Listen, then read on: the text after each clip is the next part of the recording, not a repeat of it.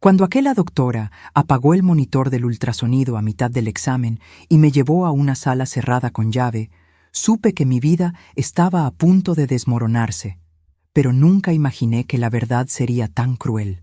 Mi esposo, el hombre con el que viví 45 años, había orquestado un plan tan elaborado para destruirme que aún hoy, a mis 68 años, me pregunto cómo no me di cuenta antes.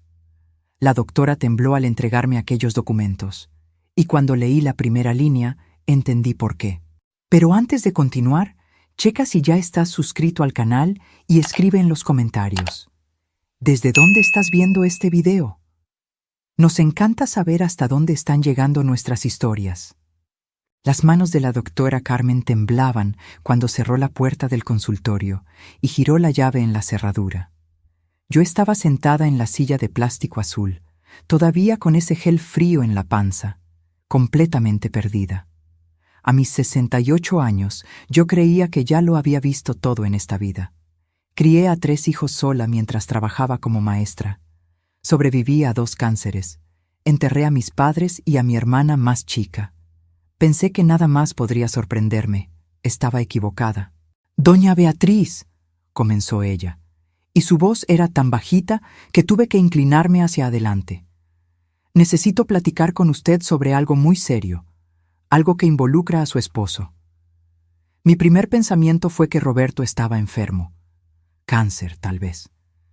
Había estado raro últimamente, distante, siempre pegado al teléfono.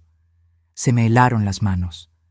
Después de 45 años juntos, la idea de perderlo me aterraba, incluso con todos los problemas que habíamos enfrentado en los últimos meses. «¿Qué le pasó?», pregunté, y mi voz salió más aguda de lo que pretendía. «No es eso». Ella sacó un folder de adentro del cajón, un folder grueso, lleno de papeles. «Doña Beatriz, trabajo en esta clínica desde hace 15 años. Nunca en toda mi carrera me había visto en una situación como esta, pero no puedo quedarme callada». Abrió el folder despacio, como si estuviera manejando una bomba a punto de estallar. Y de cierta forma lo era. «Usted vino a hacerse un ultrasonido de rutina hoy, de sus riñones, ¿verdad? Por lo de la piedra que tuvo el año pasado». No esperó mi respuesta, pero cuando busqué su historial en el sistema, vi el nombre de su esposo como contacto de emergencia, Roberto Cárdenas. Mi corazón se aceleró. Algo en la forma en que dijo su nombre, con esa mezcla de asco y lástima, me dio un escalofrío en la espalda. «Reconocí el nombre de inmediato», continuó ella, «porque hace 3 meses una joven de 24 años vino a este mismo consultorio, embarazada de 5 meses.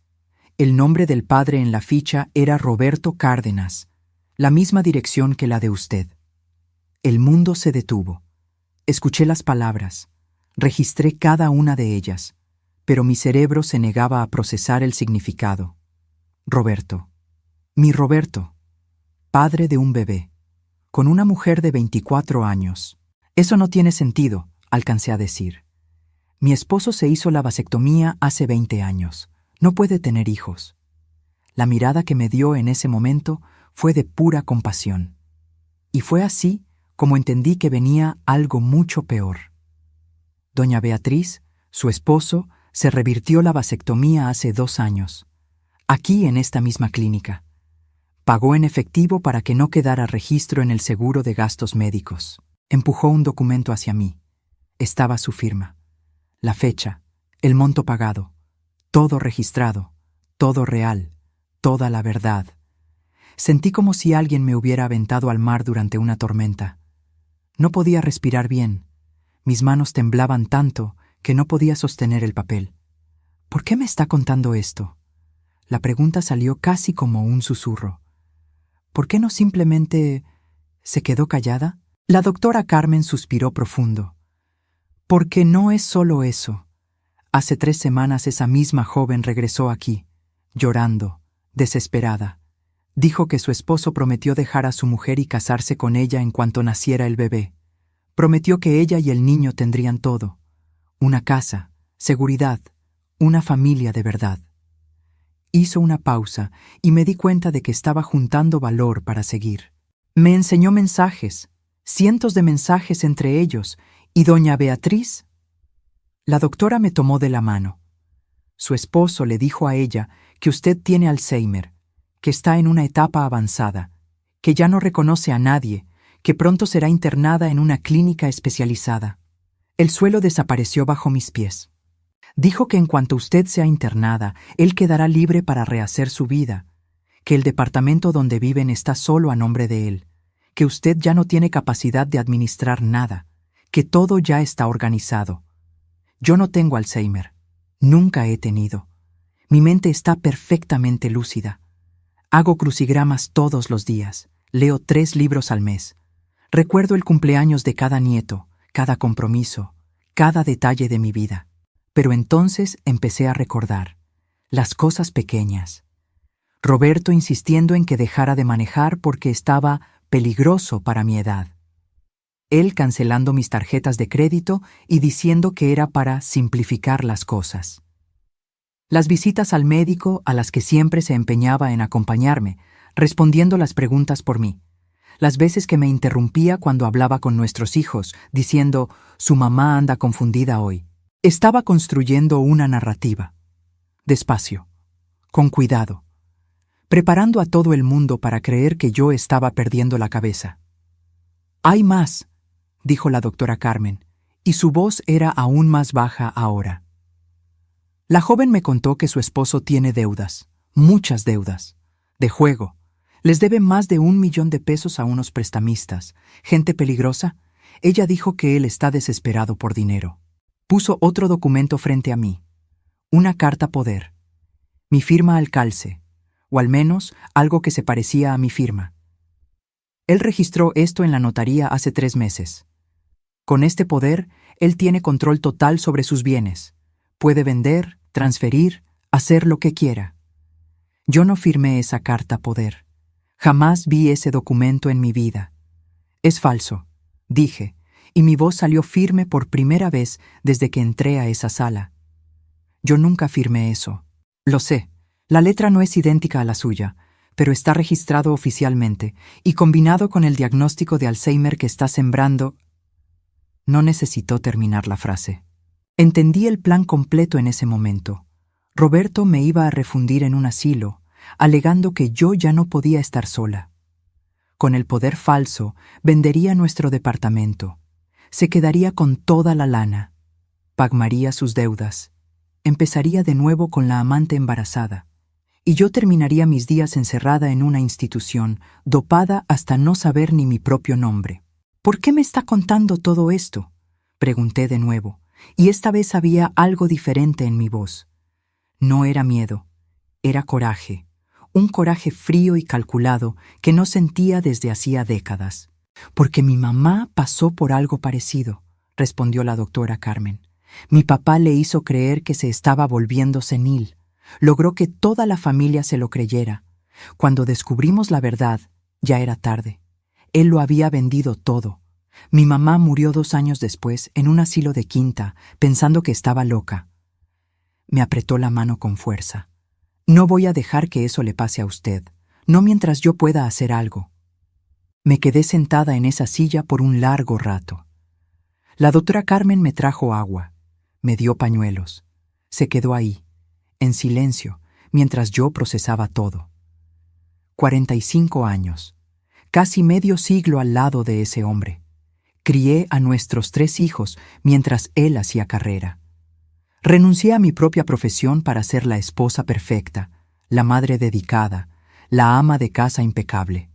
Cuando perdió el trabajo a los 50 años, fui yo quien sacó adelante a la familia dando clases particulares. Cuando quiso abrir un negocio propio, usé la herencia de mi madre para financiar su sueño. Y ahora planeaba encerrarme en un manicomio para quedarse con una chavala lo suficientemente joven para ser nuestra nieta. Cuando salí de ese consultorio, el sol todavía brillaba como si nada hubiera cambiado. La gente caminaba por la calle, riendo, hablando por celular, comprando bolillos en la panadería. La vida seguía normal para todos, menos para mí. Me subí al coche, ese que Roberto tanto insistía en que ya no debía manejar, y me quedé ahí sentada, con las manos en el volante, mirando a la nada. La doctora Carmen me había dado copias de todo: los documentos sobre la reversión de la vasectomía, las fichas de la amante, impresiones de los mensajes que la muchacha le había enseñado, el poder falso, todo en un sobre amarillo que ahora estaba en el asiento del copiloto, tan pesado como una sentencia de muerte. Necesité 20 minutos para poder arrancar el coche. Mis manos temblaban tanto que fallé 3 veces al meter la llave.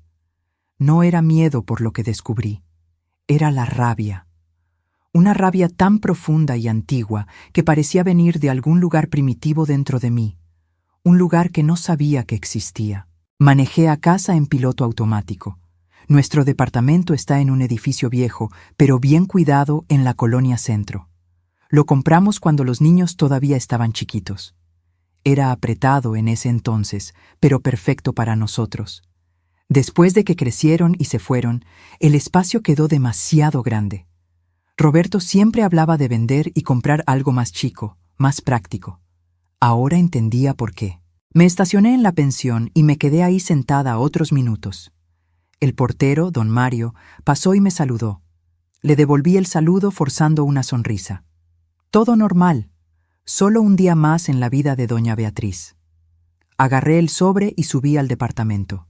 Roberto no estaba. Dejó un recado en el refrigerador. Reunión importante. Vuelvo para la cena. Beso. Esa letra bonita que conocía tan bien. La misma letra que firmó ese poder falso. Me senté en la mesa de la cocina y empecé a leer todo de nuevo. Con calma, con atención. Cada documento, cada mensaje, cada detalle de ese plan elaborado para destruirme. Los mensajes entre él y la amante eran lo peor. No por la traición en sí. Después de 45 años, yo ya no era ingenua sobre los matrimonios, sino por la forma en que hablaba de mí. La vieja está cada vez peor. Ayer se le olvidó dónde guardó las llaves. Ya es hora. Mis hijos ya están preparados. Nadie va a cuestionar cuando la interne. Preparados. Mis propios hijos. Roberto había preparado a nuestros hijos para que aceptaran mi internamiento. Agarré el teléfono y le marqué a mi hijo el más grande, Marcos. Contestó al tercer timbre.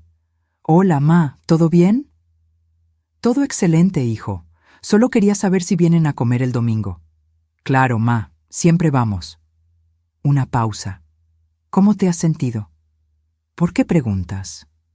«Ah, es que mi papá comentó que andas medio olvidadiza. Solo quería saber si todo está bien de verdad». Respiré hondo. «Marcos, necesito preguntarte algo. ¿Tu papá platicó contigo sobre internarme en algún lugar?» Silencio del otro lado. Un silencio demasiado largo para ser inocente. «Mamá, no es así. Él solo comentó que tal vez necesitabas ayuda, que se está volviendo difícil para ti cuidarte sola. Pero es pura precaución, ¿sabes? Por tu propio bien. Por tu propio bien». Las palabras que todo el mundo usa cuando quiere hacer algo terrible y seguir sintiéndose virtuoso. Entiendo. Nos vemos el domingo entonces. Colgué antes de que pudiera decir nada más. Le llamé a mi hija la mediana, Julia, la misma historia. Papá dijo que necesitas cuidados. Es por tu bien, ma. Solo queremos que estés segura. No le llamé al más chico, Pedro. No hacía falta. Ya sabía lo que diría. Roberto había hecho la chamba bien. Sembró la semillita de la duda en cada uno de ellos. Se aseguró de estar presente en todas las visitas recientes, señalando cada vez que yo olvidaba algún detalle insignificante, cada vez que me confundía con un nombre o una fecha, cosas normales para cualquier persona de 68 años, pero que él transformaba en síntomas de una enfermedad grave. Miré alrededor de la cocina. ¿Cuántas veces cociné en este espacio?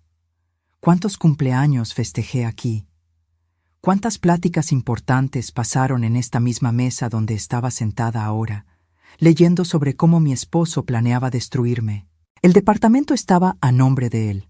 Lo descubrí en esos documentos. Cuando lo compramos, hace 40 años, pusimos solo su nombre por alguna razón burocrática que ya no recuerdo. En ese entonces, confié. ¿Por qué no habría de confiar? Estábamos casados. Lo que era de él era mío, y viceversa. O al menos eso pensaba yo. Fui al cuarto y abrí su closet. Busqué entre la ropa, en los bolsillos de los sacos, en los cajones. Encontré su celular viejo, el que dijo que se le había descompuesto hace meses. Estaba escondido en una caja de zapatos. La batería estaba muerta, pero me lo llevé a la cocina y lo puse a cargar. Mientras esperaba, fui a mi propio closet. Al fondo, en una caja que no abría desde hacía años, estaban mis documentos antiguos, certificados de maestra, títulos y una escritura, la casa de Cuernavaca que mi mamá me dejó. Se me había olvidado, no literalmente, sabía que la casa existía, pero había dejado de pensar en ella como algo mío. Roberto siempre decía que era un elefante blanco, que costaba caro mantenerla, que debíamos venderla. Pero nunca la vendimos porque la escritura estaba solo a mi nombre, y yo siempre inventaba una excusa para posponerlo. Ahora entendía por qué insistía tanto, y por qué hizo ese poder falso. Necesitaba ese documento para poder vender la casa sin mi autorización. Su celular por fin prendió, sin contraseña. Típico de Roberto, siempre demasiado confiado, siempre creyendo que era más listo que todos. Abrí los mensajes, tenía cientos de ellos, con la amante que se llamaba Jessica, con abogados, con doctores, con agentes inmobiliarios. Cada mensaje era una pieza del rompecabezas, y cuando terminé de leer todo, el rompecabezas estaba completo. Roberto llegó a la casa a las 7 de la noche, como prometió. Entró hablando del tráfico, de la junta que tuvo, de lo cansado que estaba. Me dio un beso en el cachete distraídamente y se fue directo al baño a ducharse. Todo completamente normal. Solo un día más en la vida de nuestro matrimonio de 45 años. Preparé la cena como siempre. Espagueti a la boloñesa, su plato favorito. Puse la mesa, prendí una vela, serví vino. Cuando salió del baño y vio todo listo, sonrió de esa forma que solía derretirme el corazón. «Qué rico, amor. ¿Qué estamos celebrando?» «Nada especial», respondí sirviendo la comida. «Solo quise hacerte algo rico». Cenamos platicando de nimiedades. Él contó de un cliente difícil. Yo comenté del libro que estaba leyendo. Tomamos vino. Nos reímos de un chiste sin gracia que hizo. Cualquier persona viendo desde afuera vería a una pareja de viejitos cómodos el uno con el otro, disfrutando de una noche tranquila. Nadie vería el sobre amarillo escondido en mi cuarto. Nadie sabría que cada bocado de comida que daba, cada trago de vino, cada sonrisa que forcé, era una actuación. La mejor actuación de mi vida. «¿Cómo te fue en tu cita de hoy?», preguntó casualmente, agarrando más pasta. «De rutina, todo normal». «¿Y los riñones? ¿No regresó la piedra?» «No, todo bien. La doctora dijo que estoy excelente para mi edad». Él asintió, tomando más vino. No se dio cuenta de nada. Estaba tan confiado en su plan, tan seguro de que yo era una tonta ingenua, que no imaginó ni por un segundo que yo pudiera saber algo. Después de cenar, nos quedamos en la sala viendo la tele. O mejor dicho, él la vio. Yo fingí verla mientras mi mente trabajaba a 1000 por hora, procesando cada información que había descubierto, cada detalle de su plan, cada forma posible de defenderme. No podía simplemente enfrentarlo, lo negaría todo. Diría que estaba confundida, delirando, que era mi edad, mi condición.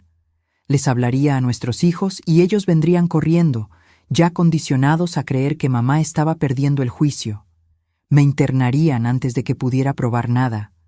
Necesitaba un plan mejor que el suyo, más inteligente, más cuidadoso y absolutamente implacable. Esa noche, cuando Roberto se durmió, y durmió profundamente, sin una pizca de culpa o preocupación, me quedé despierta mirando el techo. 45 años. Conocía a ese hombre desde hacía casi medio siglo, o al menos eso creía yo. Pero esa persona a mi lado, roncando tranquilamente, era un extraño peligroso que planeaba encerrar a su mujer en un manicomio para quedarse con una amante joven y huir de deudas de juego. A las 3 de la mañana me levanté con cuidado de no despertarlo.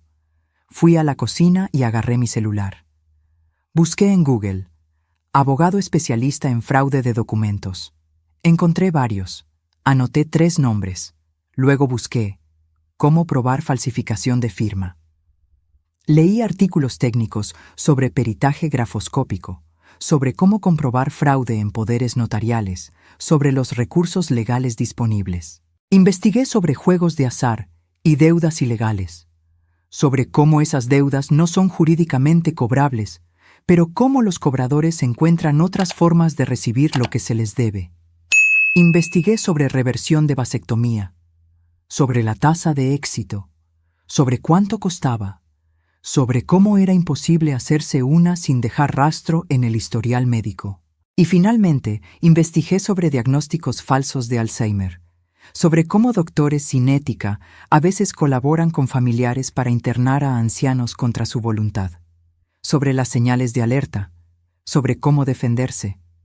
Cuando el sol empezó a salir, yo tenía una lista larga de cosas que necesitaba hacer, de gente a la que necesitaba buscar, de pruebas que necesitaba reunir. Roberto se había pasado meses planeando mi destrucción. Había sobornado gente, falsificado documentos, manipulado a nuestros hijos, traicionado nuestro matrimonio.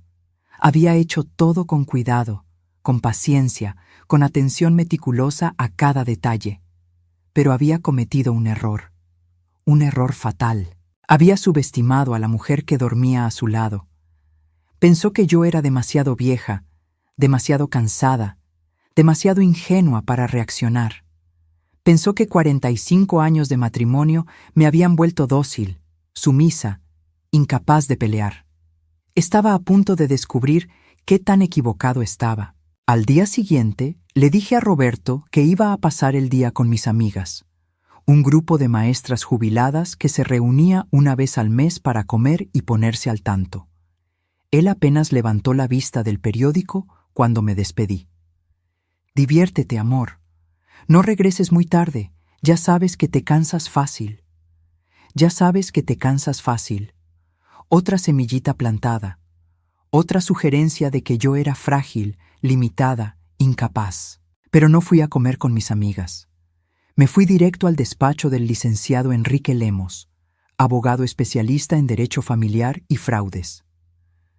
Había conseguido una cita de emergencia llamando en cuanto abrió la oficina. El LIC. Enrique tenía unos 50 años, canoso, lentes de armazón grueso. Me recibió personalmente, cerró la puerta de la oficina y me ofreció café. No acepté. Tenía el estómago demasiado revuelto para café. Le conté todo, desde el principio, la cita médica, los documentos, los mensajes, el plan de internamiento.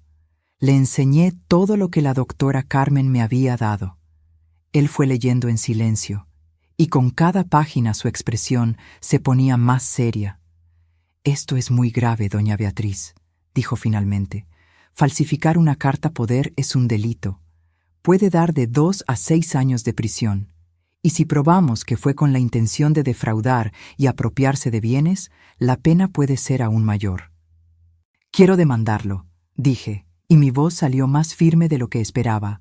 «Por todo, la falsificación, el intento de fraude, todo». «Podemos hacerlo, pero tengo que ser honesto con usted. Va a ser difícil. Él ya preparó el terreno diciendo que usted tiene problemas cognitivos. Sus hijos aparentemente se lo creen. Él puede alegar que usted está confundida, que está inventando cosas, que necesita tratamiento. Lo sé. Por eso necesito pruebas. Pruebas que nadie pueda cuestionar». El LIC. Enrique se recargó en su silla, pensativo. «Vamos a necesitar una evaluación psiquiátrica completa, hecha por un profesional imparcial, de preferencia designado por el juez, no por nosotros. Eso va a comprobar que usted está lúcida y capaz». «Excelente. Lo antes posible. También necesitamos un peritaje grafoscópico en ese poder, para probar que la firma es falsa, y necesitamos rastrear cuándo y cómo se registró en la notaría». Hizo algunas notas. La cuestión de la amante y el hijo, técnicamente no es ilegal. El adulterio ya no es delito en México, pero sirve como contexto, muestra su carácter, fortalece el caso. ¿Y la reversión secreta de la vasectomía? Tampoco es un delito en sí, pero contribuye a mostrar el patrón de comportamiento engañoso. Todo eso junto pinta un cuadro muy claro de lo que estaba planeando. Pasamos 3 horas en esa oficina. El LIC. Enrique me explicó todo el proceso legal, las etapas que tendríamos que seguir, los posibles desenlaces. No sería rápido, no sería fácil, pero era posible. Una cosa importante, doña Beatriz, dijo al final. Usted no puede, por ningún motivo, dejar que él sepa que lo descubrió. Si se entera, va a acelerar su plan. Puede intentar internarla de emergencia, puede falsificar más papeles, puede desaparecer pruebas, tiene que actuar como si nada hubiera pasado. Puedo hacerlo. Y otra cosa, tenemos que proteger sus bienes de inmediato, bloquear la posibilidad de que venda el departamento o la casa de Cuernavaca. Voy a meter una medida cautelar hoy mismo. Salí de ese despacho con una lista de tareas. Tenía que agendar la evaluación psiquiátrica. Tenía que juntar todos mis documentos personales y guardarlos en un lugar seguro. Tenía que empezar a tomar fotos y registrar todo. Cada plática extraña, cada comentario sobre mi supuesta enfermedad, cada intento de él por aislarme o controlarme. Pero antes que nada, necesitaba hacer una visita. Manejé hasta la casa de Jessica. La dirección estaba en los mensajes del celular de Roberto. Un edificio sencillo en una colonia de clase media. Subí al departamento 304 y toqué el timbre. Ella abrió la puerta ya con la panza enorme de embarazo.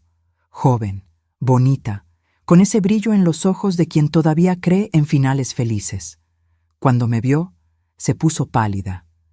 «Doña Beatriz, ¿puedo pasar?» Dudó, pero me dio paso.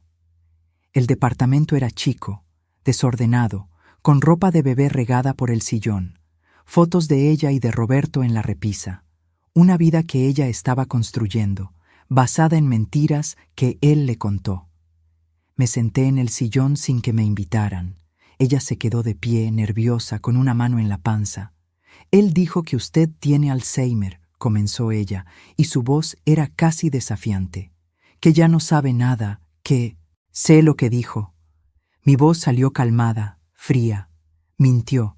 No tengo Alzheimer. Nunca he tenido. Mi mente está perfectamente sana.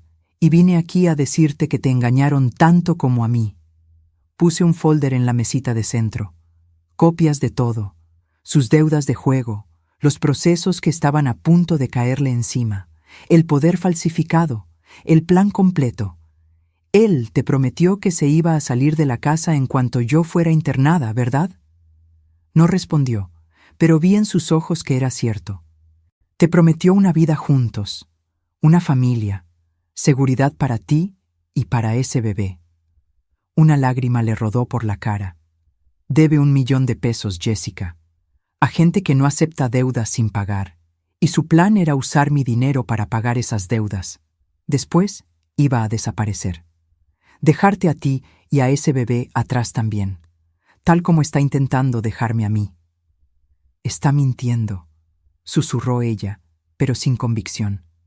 Lee los documentos, todo está ahí. Él no te ama, no ama a nadie más que a sí mismo. Dejé a Jessica con ese folder y salí sin mirar atrás. No sentía lástima por ella, no sentía coraje, no sentía nada más que una determinación fría y calculada. Ella había elegido meterse con un hombre casado, había creído en sus mentiras. Ahora estaba descubriendo el precio de esa elección, pero yo tenía problemas más urgentes que resolver. Fui directo al banco donde tenía mi cuenta personal, la que usaba para mis gastos chicos. El gerente, el señor Antonio, me conocía desde hace años. Le expliqué que necesitaba consultar todos los movimientos recientes y verificar si alguien más aparte de mí había intentado entrar a la cuenta. Hace 3 semanas, dijo él, revisando el sistema, un hombre vino aquí con una carta poder a su nombre. Dijo que usted estaba enferma y necesitaba hacer unos ajustes en la cuenta. Se me heló la sangre. ¿Y lo dejaron? No. El poder parecía legítimo, pero nuestro protocolo exige confirmación directa con el titular en casos así. Intentamos llamarla varias veces, pero nadie contestaba. Roberto. Seguramente interceptó las llamadas, borró los mensajes de voz, todo para que yo no supiera que el banco estaba intentando contactarme. ¿Y qué quería hacer este hombre exactamente? El señor Antonio se vio incómodo. Quería transferir todo el saldo a otra cuenta. Dijo que era para facilitar el control, ya que usted ya no estaba en condiciones de administrar el dinero sola. Respiré hondo. Señor Antonio, quiero cancelar cualquier poder a mi nombre. Quiero poner una contraseña adicional a mi cuenta. Y quiero que, si cualquier persona aparte de mí intenta hacer cualquier movimiento, la operación sea bloqueada de inmediato y me contacten a mí. Ya le iba a sugerir eso, doña Beatriz. También creo prudente que considere cambiar de cuenta, tener un gerente diferente, crear una capa extra de seguridad. Hicimos todo. Nueva cuenta, nueva contraseña, nueva tarjeta, nuevos protocolos de seguridad. Y transferí todo el dinero que tenía a esa nueva cuenta, incluyendo los ahorros que mi mamá me había dejado y que estaban invertidos. No era una fortuna, unos 500,000 pesos en total, pero era mío, mi sudor, mi herencia, mi seguridad. Y Roberto no iba a ponerle las manos encima a ese dinero. Cuando salí del banco, eran las 4 de la tarde. Roberto iba a extrañarse si llegaba muy tarde. Así que manejé al centro comercial, compré algunas cosas sin importancia, guardé las bolsas para que se viera que de verdad había salido con las amigas. En la casa, encontré a Roberto en el sillón viendo el fútbol. Entré con las bolsas, comenté de la comida ficticia con las amigas, le enseñé las tonterías que había comprado. Apenas me puso atención. Estaba tenso, checando el celular constantemente. ¿Todo bien?, pregunté sentándome a su lado. Puro trabajo, nada importante. Pero yo sabía qué era. El banco le había avisado que el intento de entrar a mi cuenta fue negado. Estaba preocupado, intentando entender qué había salido mal en su plan. Cenamos en silencio. Después, mientras él regresaba a la sala, fui al cuarto y le llamé a mi hija Julia. «¿Mamá? ¿Todo bien?» «Hola, hija. Solo quería platicar un poco. Hace mucho que no tenemos una charla solo nosotras dos». Oí la sorpresa en su voz. «Claro, ma, dime». «Julia, ¿tu papá te comentó que estoy con problemas de memoria?» Silencio. Luego, él mencionó que se te han olvidado algunas cosas, que está preocupado. ¿Y tú te has dado cuenta de eso? Cuando estamos juntas, cuando platicamos, ¿crees que estoy confundida?» Otra pausa. «No, ma. Para ser honesta, no. Te ves normal, lúcida, como siempre has sido». «Entonces, ¿por qué le creíste a tu papá?» «Porque es mi papá. ¿Por qué mentiría sobre eso?» Esa es una excelente pregunta, Julia. Una pregunta que tú deberías hacerle a él. Colgué antes de que pudiera responder. Sembré la semillita de la duda. No podía contarle todo todavía. Mis hijos eran adultos, pero Roberto tenía 45 años de influencia sobre ellos. Necesitaba que empezaran a cuestionar, a observar, a darse cuenta de las cosas por sí mismos. En los días siguientes seguí con mi rutina normal. Me despertaba, preparaba café, platicaba con Roberto, fingía que todo estaba bien. Pero cada minuto libre que tenía, trabajaba en mi contraataque. El LIC. Enrique metió la medida cautelar. Un juez analizó los documentos preliminares y aceptó bloquear preventivamente cualquier venta o transferencia del departamento y de la casa de Cuernavaca hasta que el caso fuera investigado. Roberto no lo sabía aún. Esas cosas tardan en notificarse oficialmente. Hice la evaluación psiquiátrica. 3 horas de pruebas, preguntas, análisis. La psiquiatra, la doctora Margarita, era rigurosa e imparcial. Al final, firmó un dictamen certificando que yo estaba en plenas condiciones mentales, sin ningún signo de demencia, Alzheimer o cualquier otra condición que pudiera afectar mi capacidad de decisión. El peritaje grafoscópico confirmó lo que ya sabíamos. La firma en la carta poder era falsa.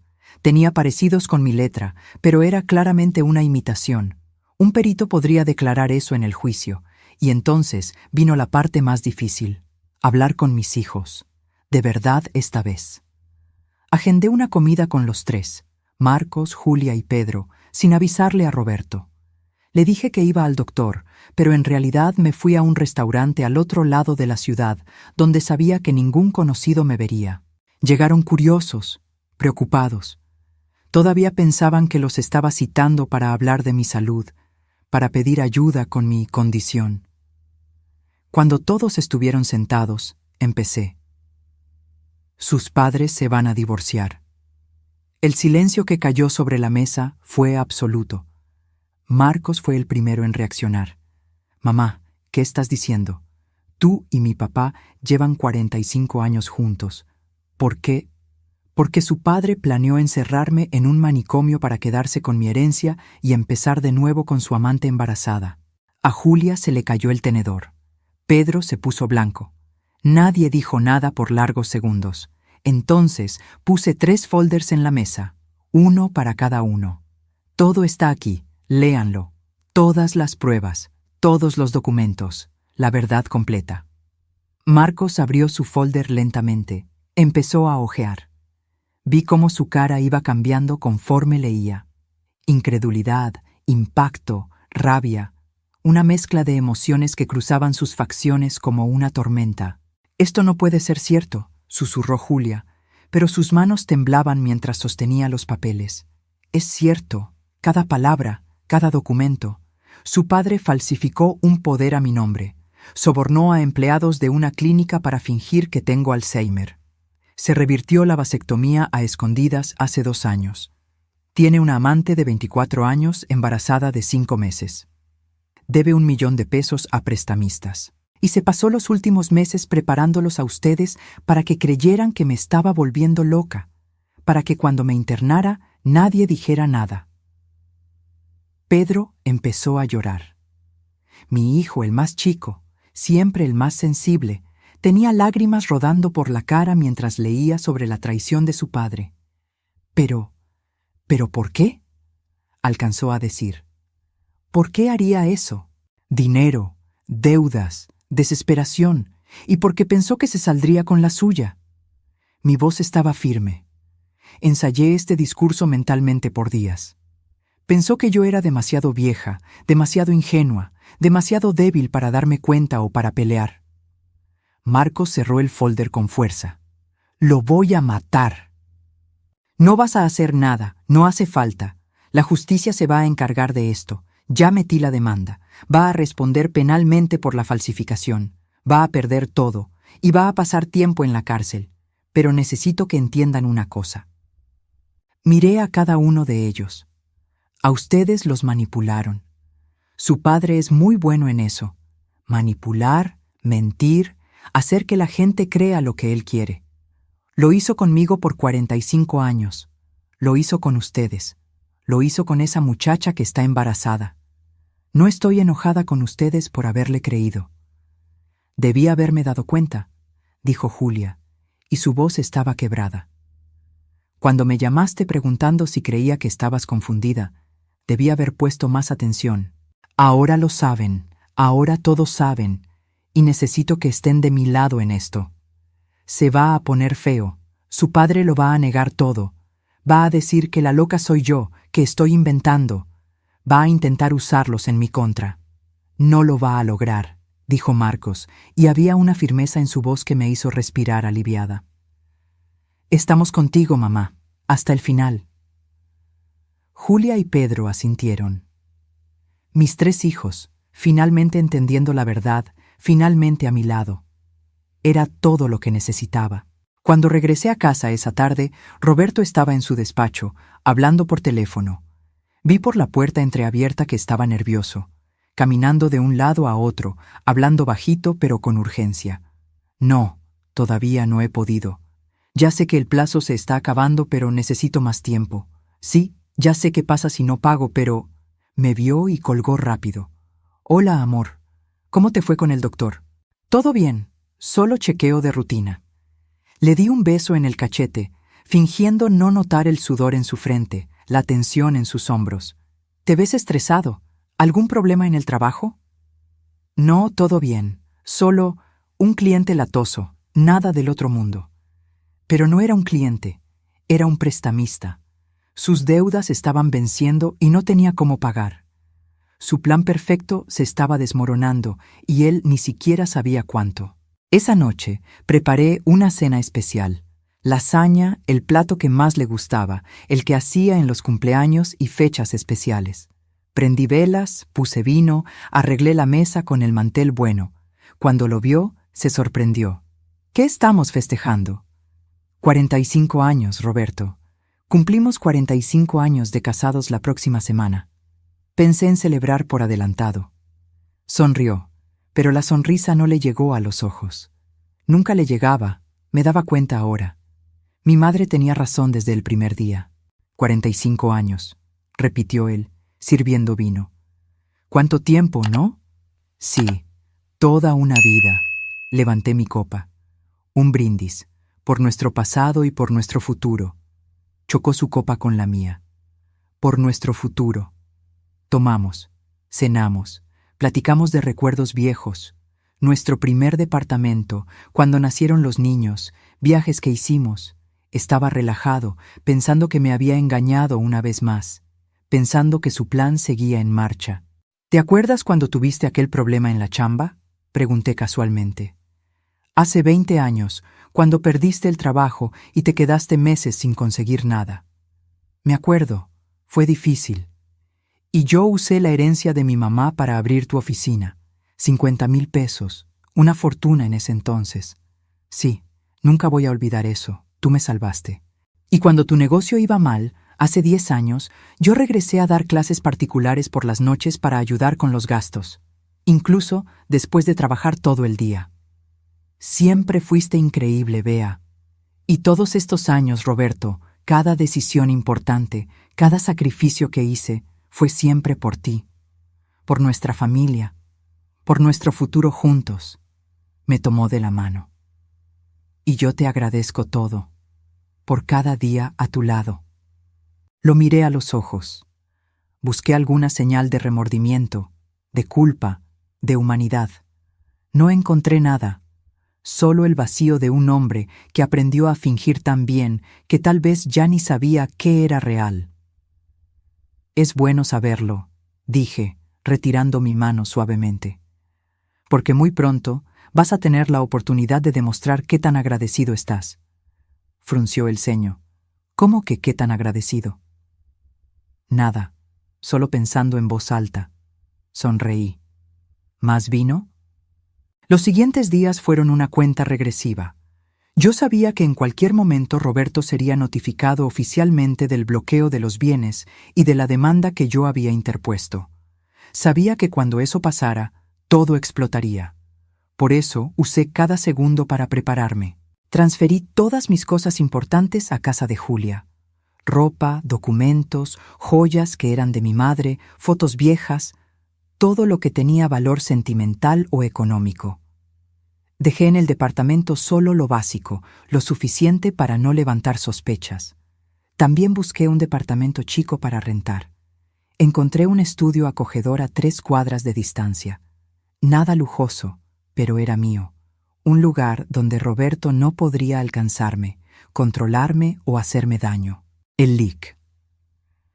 Enrique me mantenía informada de cada paso del proceso. La investigación estaba avanzando.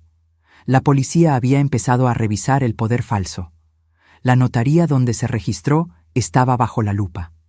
Aparentemente, Roberto también había sobornado a un empleado ahí. Sus deudas de juego fueron confirmadas. 1 millón de pesos a 3 prestamistas distintos. Los plazos habían vencido. Estaba recibiendo amenazas. Y Jessica, la amante embarazada, había ido a declarar. Después de leer los papeles que le enseñé, después de darse cuenta de que la habían usado, decidió cooperar. Dio su testimonio sobre las pláticas que tuvo con Roberto, sobre las promesas que le hizo, sobre cómo describía a su esposa como loca e incompetente. Fue un jueves cuando todo se derrumbó.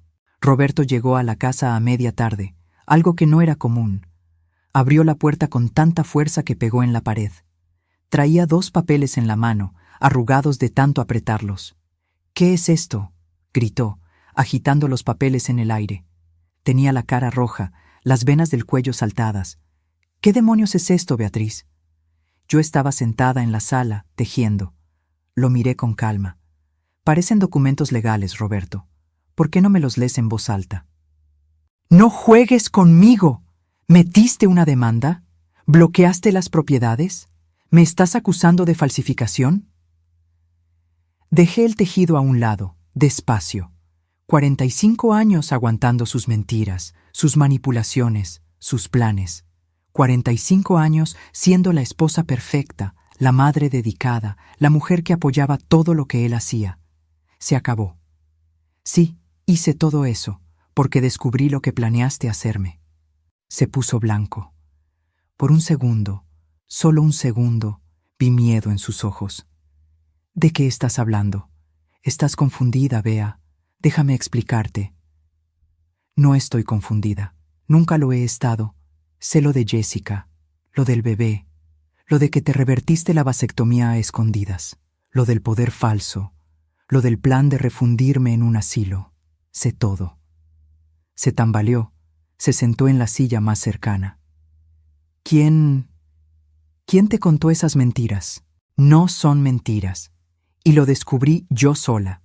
Bueno, con algo de ayuda de una doctora muy decente que no quiso ser cómplice de un crimen. Beatriz, no entiendes. Déjame explicarte. No es lo que piensas. Es exactamente lo que pienso. Planeaste destruirme, falsificaste documentos, les mentiste a nuestros hijos, embarazaste a una chava y le prometiste un futuro que nunca pensaste darle. Todo para robarte mi herencia y pagar tus deudas de juego. Abrió la boca, la cerró, la abrió otra vez. Estaba buscando las palabras exactas, el argumento perfecto, la manipulación precisa que siempre le funcionó conmigo. Pero por primera vez en 45 años, no encontró nada. Los niños ya saben, continué. Les enseñé todo. Las pruebas, los documentos, los mensajes, están de mi lado. ¿Pusiste a mis hijos en mi contra? Ahora había rabia en su voz.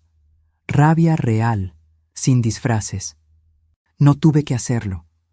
Tú lo hiciste solito cuando les mentiste sobre mí, cuando los manipulaste para que creyeran que me estaba volviendo loca. Roberto se levantó, empezó a caminar de un lado a otro.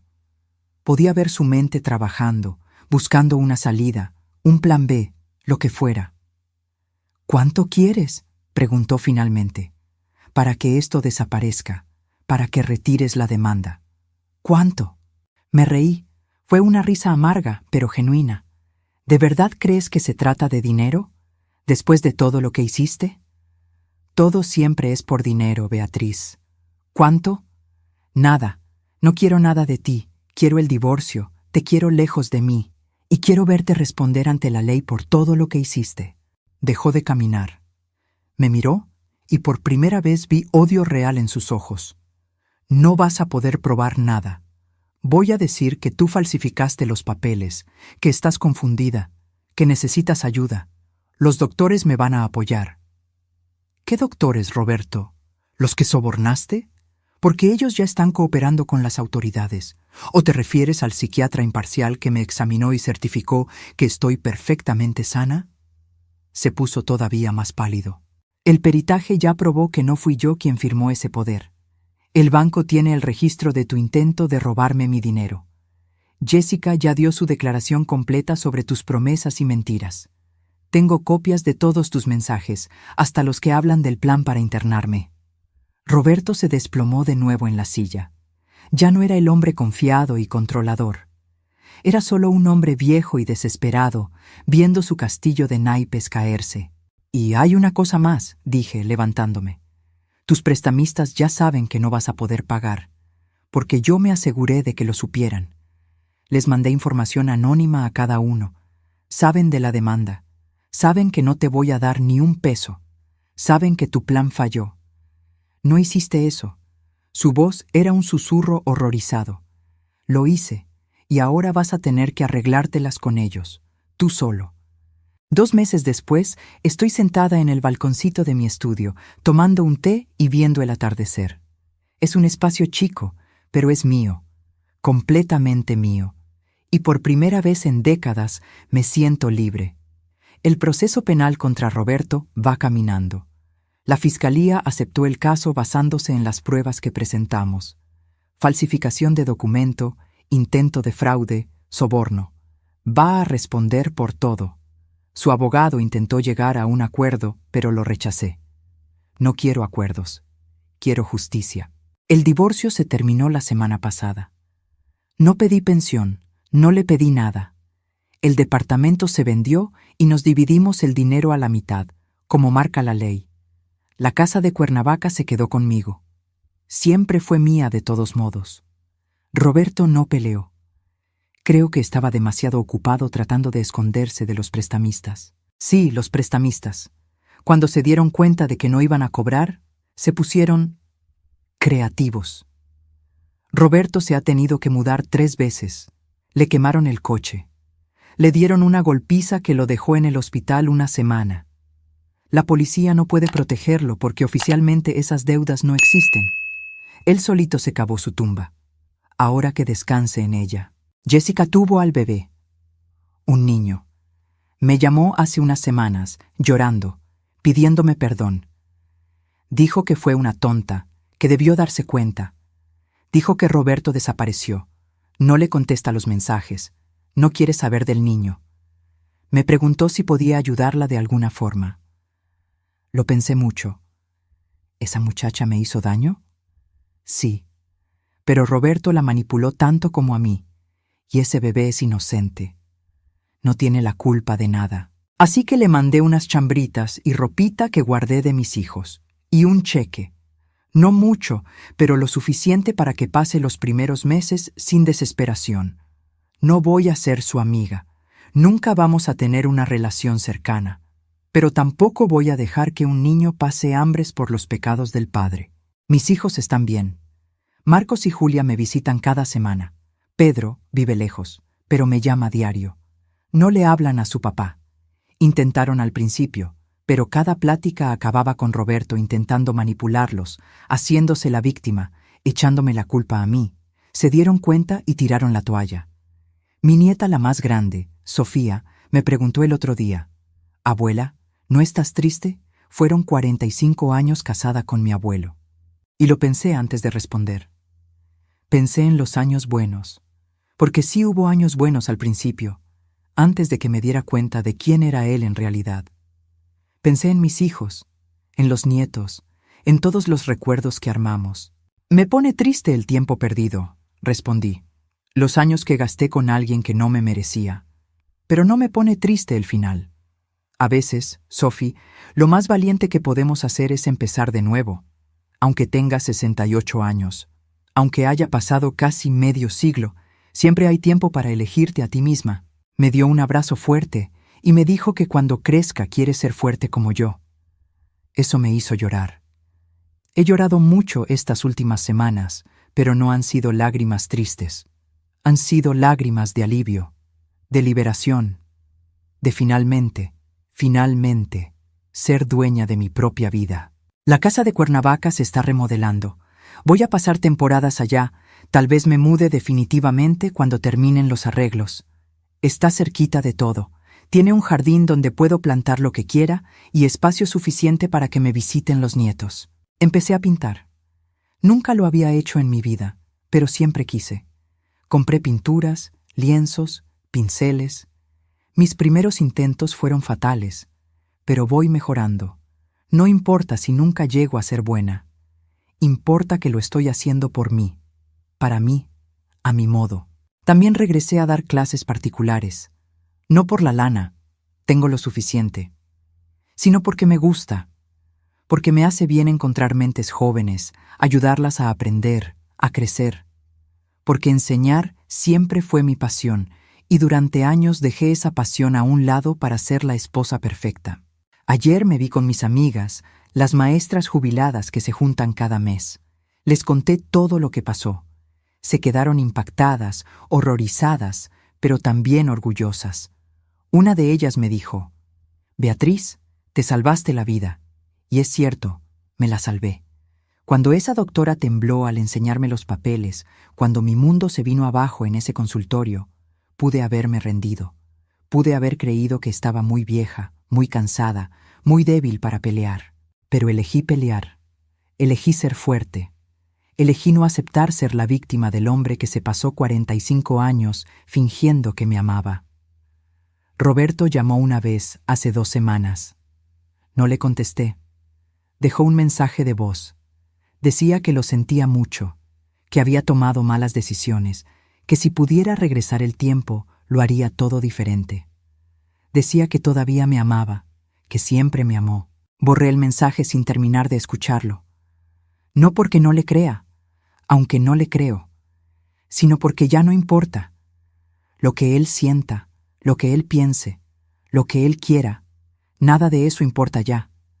No afecta mi vida, ni mi paz, ni mi futuro. Él es el pasado, y yo solo miro para adelante ahora. El sol ya casi se mete por completo. Los colores en el cielo están hermosos. Naranja, rosa, morado, todo mezclándose. Me termino mi té, agarro mi libro, prendo la lámpara de la terraza. Más al rato voy a cenar con Julia y los nietos. Mañana tengo clase particular temprano y el fin de semana me voy a Cuernavaca para ver cómo va la obra. Es una vida sencilla, tranquila. Nada que ver con los 45 años agitados que pasé al lado de Roberto. Pero es mi vida. Y es exactamente la vida que elegí para mí. A veces la gente me pregunta si me arrepiento de algo, de haberme quedado tanto tiempo, de no haberme dado cuenta antes, de haber confiado cuando no debía. ¿La verdad? Sí, me arrepiento. Me arrepiento de haber dudado de mi madre cuando intentó avisarme. Me arrepiento de haberme tardado tanto en ver quién era Roberto de verdad. Me arrepiento de cada año, cada mes, cada día que desperdicié con alguien que no me valoraba. Pero no me arrepiento de haber peleado al final. No me arrepiento de haber sido fuerte cuando hizo falta. No me arrepiento de haberme elegido a mí misma, aunque fuera tarde, porque nunca es demasiado tarde. A los 68 años lo descubrí. Nunca es tarde para empezar de nuevo, para tomar nuevas decisiones, para salvarte la vida. Y si hay una lección que aprendí de todo esto, es esta. Nunca subestimes a una mujer, especialmente a una mujer mayor, porque hemos sobrevivido a décadas de desafíos, criamos hijos, hicimos carreras, enfrentamos pérdidas. Somos de acero forjado en fuego. Roberto pensó que yo era frágil, que mi edad me hacía vulnerable. Descubrió, de la peor forma posible para él, qué tan equivocado estaba. Y ahora, mientras el último rayo de sol desaparece en el horizonte, sonrío. Porque mañana va a ser un nuevo día. Y por primera vez en 45 años, ese día va a ser completamente mío. Ahora, si te gustó esta historia, dale clic en suscribirte y dime en los comentarios, ¿qué parte te dejó con la boca abierta? Y no olvides hacerte miembro para tener acceso a videos exclusivos que no subo aquí. Te espero allá.